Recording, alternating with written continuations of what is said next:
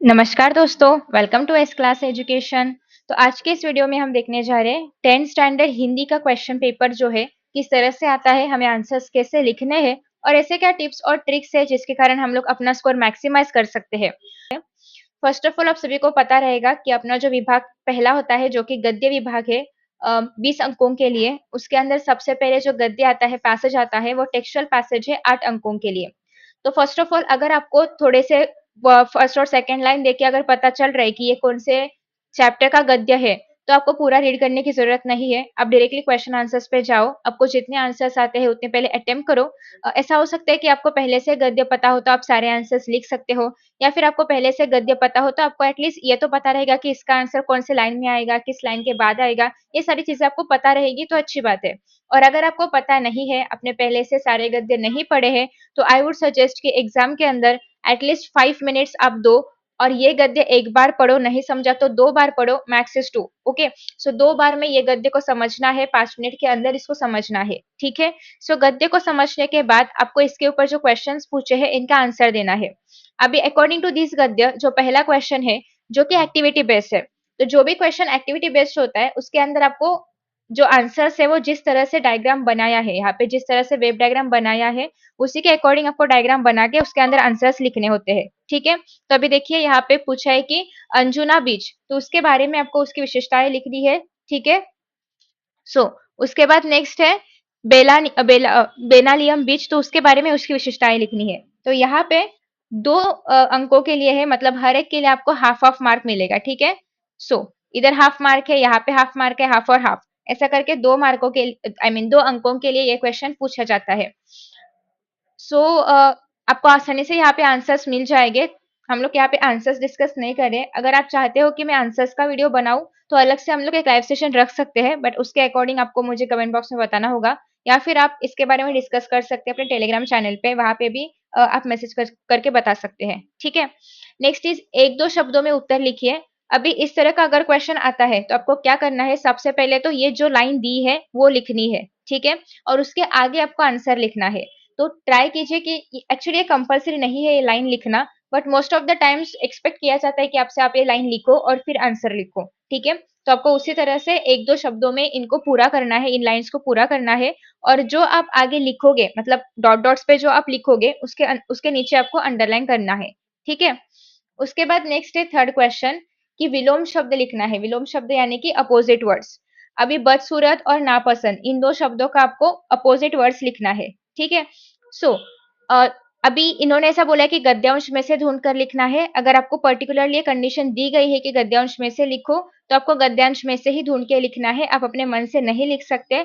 अगर आपने अपने मन से लिखा और वो गद्यांश में नहीं रहेगा तो आपको यहाँ पे मार्क्स नहीं मिलेंगे, इवन तो आपका आंसर सही हो तब भी। ठीक है, तो अगर आपको क्लियरली बोला है गद्यांश से लिखना है तो आपको गद्यांश से ही शब्द ढूंढ के लिखना है। अभी इस पेपर में पूछा है कि विलोम शब्द लिखो। नेक्स्ट इसमें पूछा है कि आपको सिनोनिम्स लिखने हैं या फिर पर्यायवाची शब्द लिखने हैं। तो फिर कमजोर के लिए, आनंद के लिए, जो भी शब्द इस पैराग्राफ में आपको मिलेंगे वही आपको लिखना है, आप अपने मन से नहीं लिख सकते। ठीक है, नेक्स्ट इज स्वमत, जहाँ पे लिखा गया है कि अपने द्वारा किए हुए पर्यटन का एक अनुभव लिखना है आपको 25 से 30 शब्दों के अंदर। अभी कितना बड़ा आंसर लिखना चाहिए, तो मिनिमम 5 to 6 लाइन्स का आंसर होना चाहिए। मैक्सिमम आप कितना भी बड़ा लिख सकते हो, बट 5 to 6 लाइन्स का आंसर यहाँ पे होना चाहिए। ठीक है, सो अगर आप 5 to 6 लाइन्स का आंसर लिख रहे हो, मेक श्योर कि उसके अंदर कोई भी ग्रामेटिकल मिस्टेक्स ना हो और वो आंसर आपके जो क्वेश्चन पूछा है उसी के अकॉर्डिंग हो, तो आपको यहाँ पे फुल मार्क्स भी दिए जाते हैं। अगर कोई ग्रामेटिकल मिस्टेक्स ना हो, कोई कट नहीं किया है, मतलब कोई गलती नहीं की है, या फिर कोई पेन से किसी को किसी लाइन के ऊपर कट नहीं मारा है, तो अगर इस तरह से अगर आपका आंसर हो तो यहाँ पे आउट ऑफ मार्क्स भी मिलते हैं। तो ऐसा कहा जाता है कि लैंग्वेज में आउट ऑफ मार्क्स नहीं मिलते वगैरह, बट ऐसा नहीं है। एक्चुअली आपको लैंग्वेजेस में भी अच्छा स्कोर आप कर सकते हो, अगर आपका आंसर उस लेवल का हो, उस क्वालिटी का हो, तो आपको क्वेश्चन आई मीन मार्क्स मिलते हैं। ठीक है, उसके बाद ये हो गया हमारा पहला गद्यांश। तो इसके अंदर हम लोग क्या क्या देखते हैं, या तो वेब डायग्राम के ऊपर क्वेश्चन आता है, या तो कारण लिखिए, या फिर 1-2 शब्दों में वाक्य को पूरा कीजिए। अपने अपोजिट वर्ड्स आता है, पर्यायवाची शब्द आते हैं यानी कि सिनोनिम्स जिन्हें हम कहते हैं, और एक आता है स्वमत 2 अंकों के लिए। उसके बाद नेक्स्ट है 8 अंकों के लिए दूसरा पैराग्राफ। अगेन आपको अगर ये पता है पैराग्राफ तो टाइम वेस्ट नहीं मत कीजिए, क्वेश्चंस पे जाइए। और अगर आपको कोई पर्टिकुलर क्वेश्चन का आंसर नहीं आता है तो आप उसमें अपने पैराग्राफ में उसको ढूंढ सकते हैं। ठीक है, तो यहाँ पे क्या बोला गया है आकृति में कि 2 अंकों के लिए आपको क्या लिखना है, संपत्ति के मुख्य साधन कौन से हैं और मनुष्य की प्राथमिक आवश्यकता क्या है। तो यहाँ पे आपको ऑलरेडी मंजूषा दी जा चुकी है। आपको इस मंजूषा के अकॉर्डिंग ही यहाँ पे आंसर्स लिखने हैं, ठीक है। तो जिस तरह से आप वर्गीकरण कर सकते हो कि इसमें से मुख्य साधन कौन से है या फिर प्राथमिक आवश्यकता कौन सी है, और फिर उसी के अकॉर्डिंग आपको ये जो मतलब ये जो डब्बा है रेक्टेंगल जो भी है वो बना है, उस तरह से आपको बनाने का है और उसके अंदर आपको आंसर्स लिखने हैं, ठीक है। ये फिर से लिखने की जरूरत नहीं है, बस आंसर्स इसके अंदर लिखना है। नेक्स्ट है 2 अंकों के लिए उत्तर लिखिए। तो गद्यांश में उल्लेखित ख्याल या फिर ख्याल गलत होने का कारण। सो ये दोनों भी आपको इस गद्यांश में आराम से मिल जाएंगे जो आपको यहाँ पे लिखना है। तो ये देखो यहाँ पे आपको ख्याल और ख्याल गलत होने के कारण वगैरह सब बताया गया है, ठीक है। उसके बाद नेक्स्ट है सूचना के अनुसार कृति पूर्ण कीजिए। तो यहाँ पे दिया गया है कि गद्यांश में प्रयुक्त शब्द युग्म लिखिए। तो शब्द युग्म मतलब जो शब्द साथ में आते हैं उन्हें हम लोग कहते हैं शब्द युग्म। तो जो जो यहाँ पे ऐसे दिए गए हैं उनको आप लिखोगे शब्द युग्म में। 2 लिखना है आपको 1 मार्क के लिए, मतलब हर एक के लिए आधा आधा मार्क है। उसके बाद नेक्स्ट है वचन परिवर्तन करके वाक्य फिर से लिखिए। चीजें बनती दिखती है। तो यहाँ पे आपको वचन परिवर्तन करना है, मतलब अभी फिलहाल चीजें मतलब बहुत सारी चीजें हैं, तो बहुवचन में है तो आप क्या करोगे उसको एक वचन में कन्वर्ट करोगे। तो इस तरह से आपको ग्रामर के बेस मतलब ग्रामर के ऊपर एक क्वेश्चन मिलेगा जो कि 1 अंकों के लिए है। आफ्टर दैट नेक्स्ट है शारीरिक श्रम का महत्व। इसके ऊपर आपको 25 से 30 शब्दों में अपने विचार लिखने हैं। अगेन सेम स्वमत का ही क्वेश्चन है, तो यहाँ पे आपको मिनिमम 5 टू 6 लाइन्स लिखने हैं शारीरिक श्रम के महत्व के ऊपर। आई होप कि आपको इसके बारे में जानकारी है कि आंसर लिखते वक्त आपको ट्राई करना है कि आपका आंसर जो है वो उसी के क्वेश्चन के रिगार्डिंग हो, कोई और चीज आप ना लिखे। मिनिमम 4 टू 5 लाइन्स होनी चाहिए, कोई खड़ा खोट नहीं चाहिए, कोई गलत ग्रामर नहीं चाहिए, ठीक है। तो इस तरह से अगर आप लिखते हो तो आपको यहाँ पे आउट ऑफ मार्क्स मिल जाते हैं, ठीक है। आफ्टर दैट नेक्स्ट है अभी आपके सामने जो आएगा पैराग्राफ, ये जो है वो अपठित है। अपठित मतलब इसके पहले कभी भी वो आपके बुक में नहीं था, ठीक है। अभी जब अपठित पैराग्राफ आता है ऑब्वियसली आपको वो पता नहीं है तो आप उसको रीड करोगे। ये जरूरी नहीं कि आपको पहली बार में ही समझ में आ जाए, अगर आ रहा है तो अच्छी बात है, बट अगर आपको पहली बार में समझ नहीं आ रहा है तो आप ट्राई कीजिए कि सेकेंड टाइम भी रीड करें, क्योंकि जब तक आपको ये पैराग्राफ नहीं समझेगा आप इसके ऊपर के क्वेश्चंस नहीं अटेम्प्ट कर पाओगे, ठीक है। क्योंकि यहाँ पे आपको स्वमत भी लिखना होता है, तो स्वमत लिखने के लिए एटलीस्ट आपको पता तो होना चाहिए कि पैराग्राफ में दिया क्या है, ठीक है। तो अभी भी आपको ये पैराग्राफ नहीं पता है तो आप वीडियो पॉज कर सकते हो, पैराग्राफ को रीड कर सकते हो और फिर इसके ऊपर जो भी क्वेश्चंस पूछे गए हैं उन्हें आप अटेम्प्ट कर सकते हो, ठीक है। तो पहला question as usual Venn diagram का ही होता है हर एक पैसेज में। जैसे कि हम लोग का जो पैटर्न है वो एक्टिविटी शीट का पैटर्न है, तो यहाँ पे तुम आप सबको एक तो वेब डायग्राम मिलेगा ही हर पैसेज के ऊपर। तो यहाँ पे क्या लिखा है सम्यक वाणी की विशेषताएं। तो यहाँ पे आपको सम्यक वाणी की विशेषताएं आराम से मिल रही है, जो आप यहाँ पे 4 विशेषताएं जो है वो लिखने वाले हो, ठीक है। नेक्स्ट बोला है कि वाणी मनुष्य को प्राप्त वरदान। इस के ऊपर या इस विचार के ऊपर आपको लिखना है 2 अंकों के लिए ऑलमोस्ट 25 टू 30 शब्द, यानी कि 4 से 5 लाइन्स आप इसके ऊपर या फिर 5 से 6 लाइन्स। अब ये डिपेंड करता है कि अपना हैंडराइटिंग कितना बड़ा छोटा है उसके ऊपर भी, बट मिनिमम तो आपको 5 से 6 लाइन्स तो लिखने ही है, ठीक है। सो अभी यहाँ पे आप जब आंसर फ्रेम करोगे आपको बोला है कि अपने विचार लिखो। अगर आपको कोई संस्कृत का श्लोक आता हो, कोई हिंदी का कुछ लाइन याद आ रही हो इसके अकॉर्डिंग, तो आप उसको भी मेंशन कर सकते हैं। आपका जो आंसर है वो थोड़ा और इम्प्रेसिव लगेगा अगर आपने कुछ थोड़ा सा अच्छा लिखा वाणी के बारे में, या फिर मनुष्य के लिए वाणी कितनी महत्वपूर्ण है इसके बारे में कोई स्टोरी आपने फ्रेम की, या फिर कोई विचार आपने फ्रेम किया, या फिर कोई श्लोक आपको पता है, तो वो सारी चीजें आप यहाँ पे मेंशन कर सकते हो, ठीक है। तो इस तरह से हमने देखा है अपना गद्य विभाग, जहाँ पे 2 पैसेजेस होते हैं वो अनसीन होते हैं, सॉरी 2 पैसेजेस सीन होते हैं और एक पैसेज अनसीन होता है, और ये सारा जो है हमने देख लिया है ऑलरेडी, ठीक है। सो 20 मार्क्स का विभाग अपना हो चुका है। इसके बाद नेक्स्ट आता है पद्य विभाग, जो कि है 12 अंकों के लिए। अभी पद्य विभाग के लिए अगेन आपको पद्य दिया जाता है, उसके ऊपर 6 अंकों के लिए क्वेश्चन पूछे जाते हैं। अगेन आपको अगर पद्य पता है तो रीड करने की कोई जरूरत नहीं है, पद्य पता नहीं है तो रीड कीजिए, समझने का प्रयास कीजिए ताकि आप क्वेश्चन एंड आंसर्स को सॉल्व कर सके। तो यहाँ पे क्या लिखा है, कविता में प्रयुक्त ऋतुओं के नाम लिखना है आपको ढूंढ के। आपको आसानी से यहाँ पे मिल जाएंगे, तो आपको जस्ट 2 नाम लिखने हैं जो भी ऋतु आए हैं इस पद्य में, उसके अकॉर्डिंग आधा आधा मार्क के लिए एक बॉक्स है। नेक्स्ट इस कवि कृषक के लिए यह कहना चाहता है। सो कवि क्या कहना चाहता है वो आपको यहाँ पे लिखना है, ठीक है। नेक्स्ट उपर्युक्त पद्यांश से ता प्रत्यय युक्त दो शब्द ढूंढकर लिखिए। मतलब जिसके अंत में ता हो, ऐसे दो शब्द तुम्हें यहाँ से ढूंढना है और उन दो शब्दों को लिखना है और मतलब इसी पद्यांश से वो शब्द होने चाहिए। ठीक है। नेक्स्ट है पद्यांश में आए दो संस्कृत शब्दों को ढूंढकर लिखिए। अब यहाँ से आपको ये देखना है कि कौन से शब्द हिंदी में से नहीं है। जो शब्द हिंदी में से नहीं है, जो शब्द संस्कृत में से है, उन्हें आपको यहाँ चूज करके लिखना है। ठीक है। चलो, नेक्स्ट इज उपर्युक्त पद्यांश की प्रथम चार पंक्तियों का सरल अर्थ लिखना है आपको। आप सबको पता है सरल अर्थ के ऊपर भी क्वेश्चन पूछा जाता है और 25 से 30 शब्दों में लिखना है, मतलब मिनिमम 5 to 6 लाइंस का सरल अर्थ आपको लिखना है। उन्होंने बोला है पहले चार पंक्तियां मतलब इनका, तो जब भी आप अर्थ लिखोगे ट्राई करो कि आपका अर्थ और ये जो भी लाइन से इनका अर्थ मैच होना चाहिए। आप अपने अर्थ में कुछ भी एक्स्ट्रा चीजें नहीं डालोगे। जो भी पोएम में लिखा गया है या जो भी इन लाइंस में पर्टिकुलरली लिखा है, उसी के बारे में आपको सरल अर्थ लिखना होता है। अपने विचार व्यक्त नहीं करने होते या फिर यहाँ पे ऐसा लिखना चाहिए था, वहां पे वैसा लिखना चाहिए था, ये सब नहीं चाहिए। ठीक है। सो जो जो कवि ने बोला है उनके कविताओं की पंक्तियों में, उसी के अकॉर्डिंग आपको अपना आंसर फ्रेम करना है और वही आपके आंसर में आना चाहिए। उसके बाद नेक्स्ट है अगेन आपके पास दूसरा पद्यांश है सेम 6 अंकों के लिए। सो आप इसको पढ़ के देख सकते हैं कि ये कौन से कविता में से है, जो कविता आपको आपके टेक्स्ट बुक में दी जा चुकी है। ठीक है। तो यहाँ पे पहले तो बोला है कि परिणाम लिखिए। तो कलयुग आने से क्या क्या हो रहा है, आपको सारे आंसर्स इसमें आराम से मिल जाएंगे। नेक्स्ट है सूरज होने से, बरसात के आने से, क्रोध के आने से।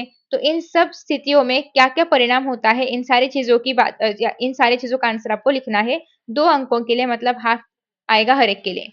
ठीक है। नेक्स्ट इस पद्यांश से ढूंढकर लिखिए। क्या क्या लिखना है, पहले तो ऐसे दो शब्द लिखिए जिसका वचन परिवर्तन नहीं किया जा सकता। मतलब आपको कोई तो ऐसे दो शब्द ढूंढने हैं जिसका एक वचन है तो बहुवचन नहीं किया जा सकता, बहुवचन है तो जिसका एक वचन नहीं होता है। फॉर एग्जाम्पल हम लोग इंग्लिश में एक हेयर हो तो भी हेयर ही बोलते हैं और मल्टीपल हेयर हो तो भी हेयर ही बोलते हैं। ठीक है। मतलब हम लोग इसका कोई वचन परिवर्तन नहीं कर रहे। सिमिलरली ऐसे आपको दो शब्द ढूंढकर लिखने हैं। नेक्स्ट है कि ऐसे शब्द जिनका अर्थ निम्न हो, जिनका अर्थ मेंढक हो और वृक्ष हो, ऐसे शब्द आपको यहाँ ढूंढना है। मतलब आपको समानार्थी शब्द ढूंढना है, बट वो पैसेज में से होना चाहिए। ठीक है। अभी देखो प्रथम चार पंक्तियां जो है हमारी, उसका आपको सरल अर्थ लिखना है। ठीक है। सो अभी जब आप सरल अर्थ लिखोगे तो अगेन 2 मार्क्स के लिए है, तो 5 to 6 लाइन्स का सरल अर्थ आना चाहिए। अर्थ नहीं बदलना चाहिए। जो भी हिंदी में से अर्थ निकलता है वही अर्थ आपने जो भी आपने सरल अर्थ लिखा होगा, मतलब उस पंक्तियों का, उसमें से भी यही अर्थ निकलना चाहिए। ठीक है। तो उसी के अकॉर्डिंग आपको लिखना है, अपने खुद के विचार वगैरह इसमें नहीं इंक्लूड करना। ठीक है। नेक्स्ट इज पूरक पठन 8 अंकों के लिए। अभी यहाँ पे आपको एक गद्यांश दिया गया है और उसके अकॉर्डिंगली आपको कृतियां करनी है 4 अंकों के लिए। कार्यभार के कारण हुई रूपा की भागदौड़। तो यहाँ पे आपको जो चार कारण है वो मिल जाएंगे। ठीक है। मतलब किसके कार्यभार के कारण ये सब हो रहा है, वो चार कार्यभार से जो है वो आपको यहाँ पे मिल जाएंगे और यहाँ पे बस आपको उनका आंसर लिखना है। कर्तव्य निष्ठा और कार्यपूर्ति इस विषय पर 25 से 30 शब्दों में लिखिए। सो देखो आपको यहाँ पे मिल जाएगा कर्तव्य निष्ठा और कार्यपूर्ति के बारे में इंफॉर्मेशन, जो आपको अपने शब्दों में लिखना है। मतलब यहाँ से बस आप आइडिया ले सकते हो कि इन दो शब्दों का मीनिंग क्या होता है, बट आपका आंसर जो है होगा वो अल्टीमेटली आप ही के भाषा में होना चाहिए या फिर आपके अकॉर्डिंग, आपके विचारों के अकॉर्डिंग होना चाहिए। 5 to 6 लाइन्स का आंसर यहाँ पे लिखना है। ठीक है। नेक्स्ट है कि आपको पठित पद्य जो है वो पढ़ना है और उसी के अकॉर्डिंग कृतियां करनी है। अब अगर आपको यह ऑलरेडी पता है तो अच्छी बात है, नहीं तो प्लीज रीड कर लीजिए। उत्तर लिखना है। पहला है कि मौन बनी। ओके। सो मौन बनी के लिए जो भी शब्द आपको यहाँ से मिल रहा है वो आपको यहाँ लिखना है। छिपे हुए के लिए भी सेम शब्द लिखना है। बरसी हुई उसके लिए लिखना है और सुना उसके लिए भी लिखना है। ठीक है। मन के जीते जीत है, मन के हारे हार। ठीक है, सबको ये पता है। सो मन के जीते जीत है, इस अगेन इस टॉपिक के ऊपर आपको 25 से 30 लाइंस का छोटा सा आंसर लिखना है जो कि 2 मार्क्स के लिए है। तो अगेन आपको 5 to 6 लाइंस का आंसर इसमें लिखना ही है। ठीक है। डन। नेक्स्ट इज भाषा अध्ययन व्याकरण का प्रश्न हम लोग देख रहे हैं। अगर आपको व्याकरण के क्वेश्चन में डाउट होगा तो आप प्लीज कमेंट बॉक्स में कमेंट कीजिए, हम इसको पूरा अच्छे तरीके से सॉल्व करने का ट्राई करेंगे। ठीक है। तो देखो क्या क्या प्रश्न आते हैं व्याकरण में, क्या क्या प्रश्न पूछे जाते हैं। एक तो व्याकरण ये जो अपना विभाग है तो ये 14 अंकों के लिए है। ठीक है। तो पहला आपको बोला गया है कि शब्द का शब्द भेद पहचानिए। तो गाँव देख में, सॉरी गोवा गोवा गाँव नहीं गोवा, गोवा देख में तरंगायित हो उठा। तो आपको यहाँ से जो अपना शब्द है गोवा, तो इसका शब्दजात या फिर शब्द भेद को पहचान कर लिखना है। सेकंड इस निम्नलिखित अव्ययों में से किसी एक अव्यय का अर्थपूर्ण वाक्य में उपयोग कीजिए। और एक है और बहुत एक है, तो इन दोनों को अलग अलग करना है। एक एक वाक्य में दोनों को इंक्लूड नहीं करना है, आपको अलग अलग वाक्य बनाना है और दोनों में से किसी एक का भी वाक्य आप बना सकते हो, या तो और का या तो बहुत का। ठीक है, एक अंकों के लिए है। नेक्स्ट है कि आपको संधि विग्रह करना है। कहाँ कहाँ पे आपको संधि विच्छेद करके दिया है, कहाँ पे आपको शब्द दिया है और कहाँ पे आपको संधि का भेद दिया रहेगा। तो अभी यहाँ पे पहला दिया है कि समतोष, तो इस तरह से ये शब्द है। अभी आपको इसका एक्चुअल शब्द लिखना है और फिर बाजू में लिखना है संधि भेद कैसे हुआ।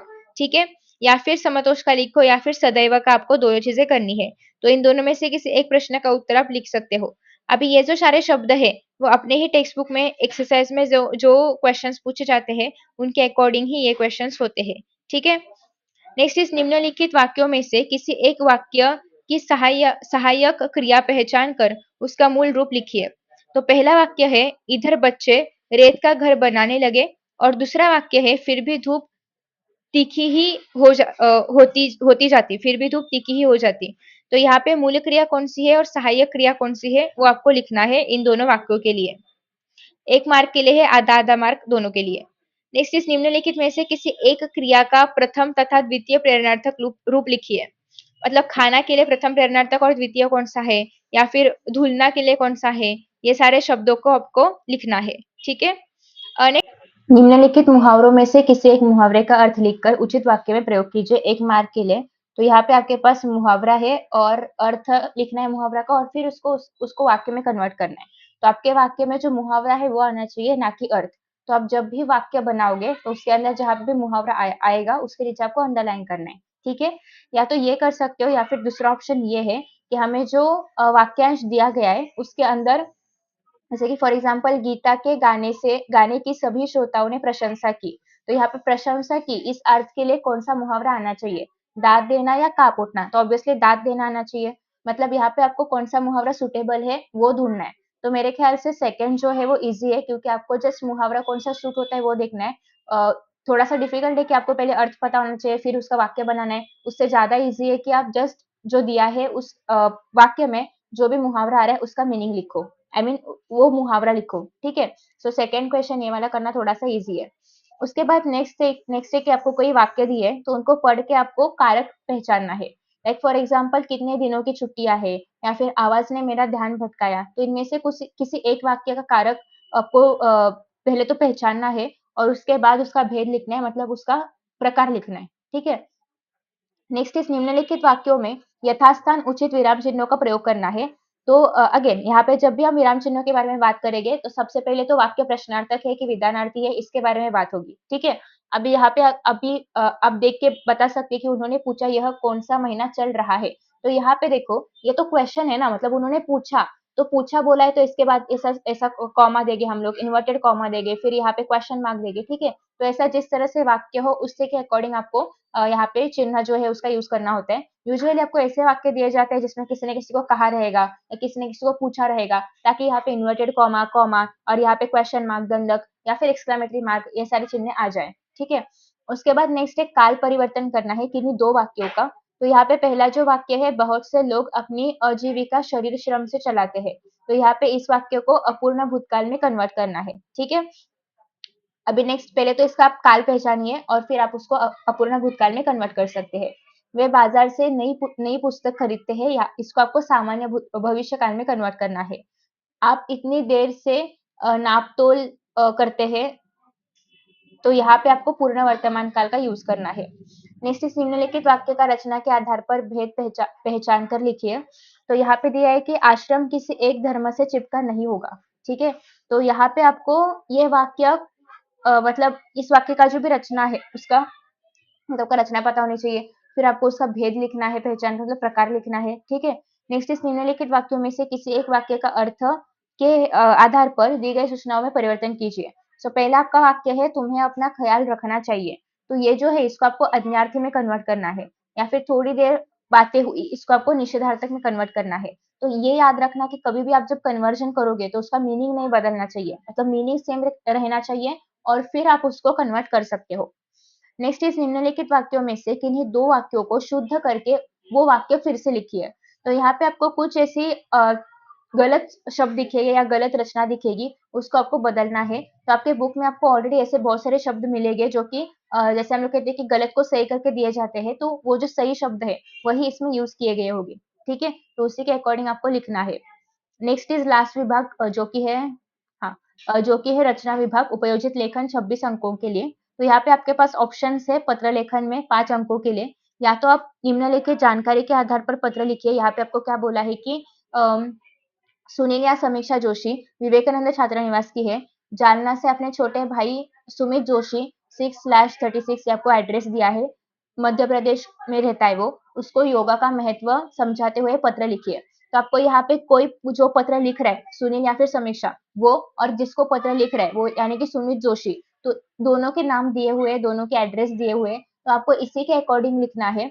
दूसरी चीज ये है कि योगा का महत्व बताना है, तो आप ये इमेजिन कर सकते हैं कि कोई आसपास योगा वीक हो या फिर योगा डे हो, उसी के अकॉर्डिंग आप लोग डेट डाल सकते हैं। फिर आप ऐसे बता सकते हो कि मैंने योगा के बारे में ये आर्टिकल पढ़ा है, जो कि अभी मध्य प्रदेश में बहुत बड़ा कुछ योगा के दिन कुछ बड़ा ऐसा योगा डे सेलिब्रेट होने वाला है, तो वहां पे जाके पार्टिसिपेट कर, तो तेरे को पता चलेगा योगा कैसे होता है, या फिर ये सारी चीजों की इन्फॉर्मेशन पता चलेगी योग के बारे में। ये सब बता के आप उसको उसका महत्व बता सकते हैं कि योग अपने पढ़ाई में या अपने पूरे एक मानसिक संतुलन में कैसा काम करता है, ये सब बता सकते हैं। ठीक है, नेक्स्ट इज मोहन और महिमा पालेकर यशवंतराव चौहान नगर अकोट के व्यवस्थापक है। संजीवन औषधालय लक्ष्मी रोड नागपुर को पत्र लिखकर आयुर्वेदिक औषधियों की मांग करते हुए। तो एक मांगनी पत्र लिखना है आपको। यहाँ पे आपको बोला है कि किसको आपको मांगनी, मतलब जब भी आप लोग ऐसा डिमांड वाला पत्र या फिर रिक्वेस्ट बोल सकते हैं हम लोग, तो कि ये चीजें हमें चाहिए, तो जो चीजें आपको मांगना है उन चीजों की लिस्ट भी उसके अंदर आनी चाहिए, उसको भी मार्क्स होते हैं। तो ये हमारा फॉर्मल लेटर है या फिर औपचारिक पत्र जिसे हम लोग कहते हैं। तो यहाँ पे आपको लिस्ट देनी है कि कौन सी औषधि आप मतलब लेना चाहते हैं, या फिर आप कौन सी औषधि मांगना चाहते हैं, उनके बारे में आपको इन्फॉर्मेशन लिखनी है। ठीक है, नेक्स्ट है कि गद्य आकलन, ये सबसे ईजी है, 4 मार्क्स के लिए आता है। इसमें आपको गद्य पढ़ना है और उसके अकॉर्डिंग 4 प्रश्न बनाने हैं। अभी प्रश्न बनाते वक्त प्रश्न ऐसे बनाने हैं कि जिसका उत्तर एक वाक्य में ही हो, कोई डिस्क्रिप्टिव उत्तर हो, ऐसा प्रश्न नहीं बनाना है। ठीक है, सो ये सबसे ईजी है, ये सबने अटेम्प्ट करना है। यहाँ पे आपको प्रश्न बनाने हैं।